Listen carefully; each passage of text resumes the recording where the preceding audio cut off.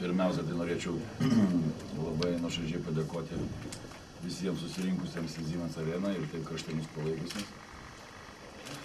Tai mums tikrai yra labai svarbu ir mums labai padėjo šiandieną, mums padėjo pajusti savo žaidimą, mums padėjo iškovoti pergalę.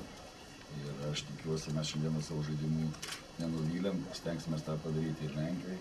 Žinome, kad Lenkija mums taip pat palaikys daugelis atvažiavusių iš Lietuvos ir mes labai vertinam jūsų paramą ir vyrai visą komandą prašė padėkoti šiandienos rungtynės.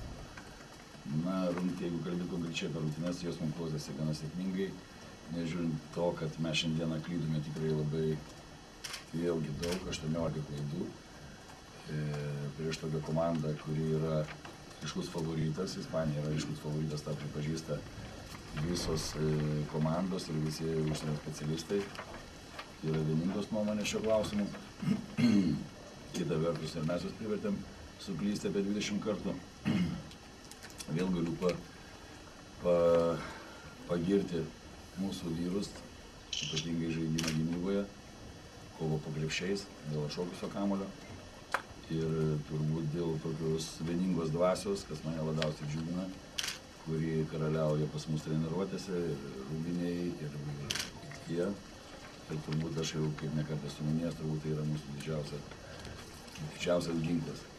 Visgi, kalbant apie ateitį, mums reikėtų eliminuoti tas klaidas ir mes šiandieną tarėmės, kad padarysime jau negu 8, tačiau taip nesigavo.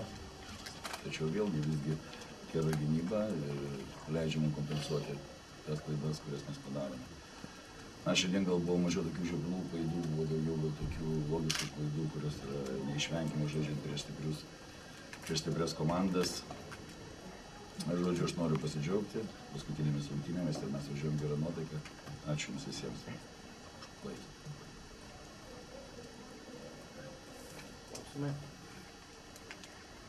Treneri šiek tiek nustebino rungtynių pradžioje ir visų rungtynių metu, įsivelsdami į tą uraganinį žaidimą, bet tikėjotės, kad komanda atlaikys tą tokį tempą?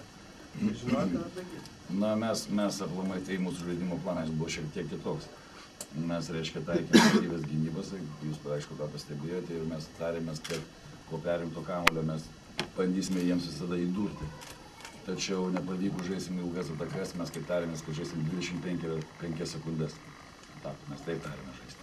Tačiau mes šiandien gražiai puolėm ir paprasčiausiai man nebuvo prasmės stabdyti komandos, kada gerai visi pataiko ir kada žaidžia laisvai ir kada mes įmetam vos ne 100 taškų, nematau prasmės jiems gadinti žaidimą, tai reikia jiems padėti.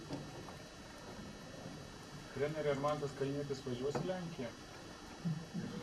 Pas man tai yra asmeninės problemos, didelės problemos ir šiai sekundė aš jums tikslaus atsakymų ir negaliu duoti. Viskas įvyko labai greitai prieš pat rungtynes ir tikrai negaliu nieko atsakyti. Galiu tik tai pasakyti, kad visa komanda yra su Mantu ir jį palaiko. Ir nekeista, kad komanda žaidžia geriau tada, kai du žaidėjai negali dalyvauti. Toks klausimas, aš jums pasakyčiau, provokuojantis, į kurį nėra atsakymą.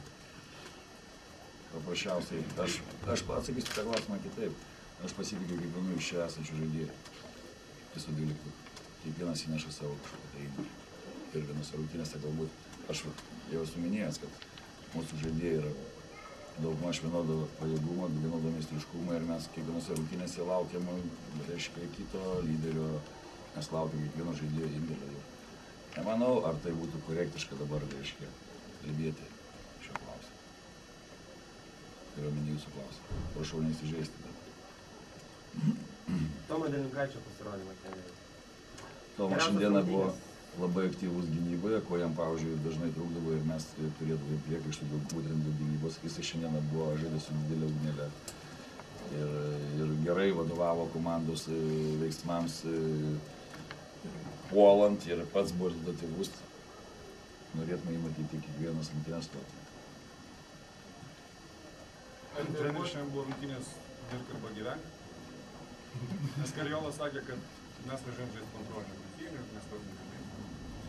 Aš galiu tik tai pasikartoti, kad mes kiekvienas rungtynes išeinam žaisti pilna jėga ir ar tai būtų kontrolinės, ar mes eksperimentuojam ar ne, bet mes visada žaidžiam susikaupę ir siekiam pergalės. Šiandieną tai nebuvo irgi išimtis.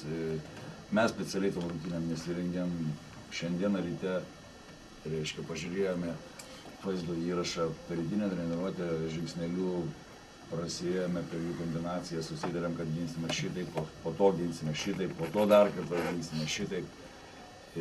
Susidarėm dėl tam tikrų ženklų ir šiandien mes taikėm ne vieną, ne dviejų gynybos sistemas, mes jas buvom, reiškia, treniravę, rengėmės joms ir šiandien stengiamės išnaudoti, kad vėlgi norėjom pasitikrinti, ką mums reikia. Kas mums tinkamiausia prieš Ispaną žaisti, pavyzdžiui. Aš tikiuosi, kad mes sutiksim su kiekvienu. O prieš turkus pasiruošė kažką šiandien rungtynėms su turkais? Dviejose mes yra išdalinta video medžiaga, yra išdalinta, reiškia, toksai, kaip lietuviškai sakyti.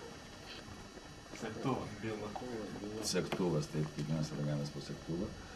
Dvi treniruotės mes jau, reiškia, žaidėme prieš jų pagrindinius derinius, kombinacijas, taip žaidėjai yra supažindinti.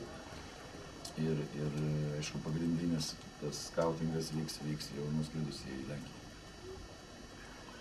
Treneriai psichologiniai plotmėj žiūrint, šitą pergalę labai naudinga, ar kaip gal per daug kelia į viršų? Kiekviena pergalė yra naudinga. Bet Lazda turi du galus. Taip sumušti Ispanus, tai tarkim, tokiu būdu. Nereikia per daug džiaugtis, kaip tenais yra ta patarlė, tokia neverk pametęs, nesižiauk radęs. Aš manau, kad mūsų žaidėjai yra subrendę tiek kaip asmenybės ir kaip žaidėjai. Ir mes dar dabar prieš atsisveikindami pasakėm, kad tai turi būti postumis. Reiškia, tai turi būti sprogimas tam žaidimui, kurį mes norime patys žaisti, tokio kokybės krepšinį, kokį mes norime žaisti Lenkijoje. Ir aš manau, kad mūsų vyrai yra ganėtinai subrendusios asmenybės ir tikrai nepradės šiek kvailioti po tokias pergalės. Aš tikiuosi, kad tai bus mums į naudą psichologinė prasme.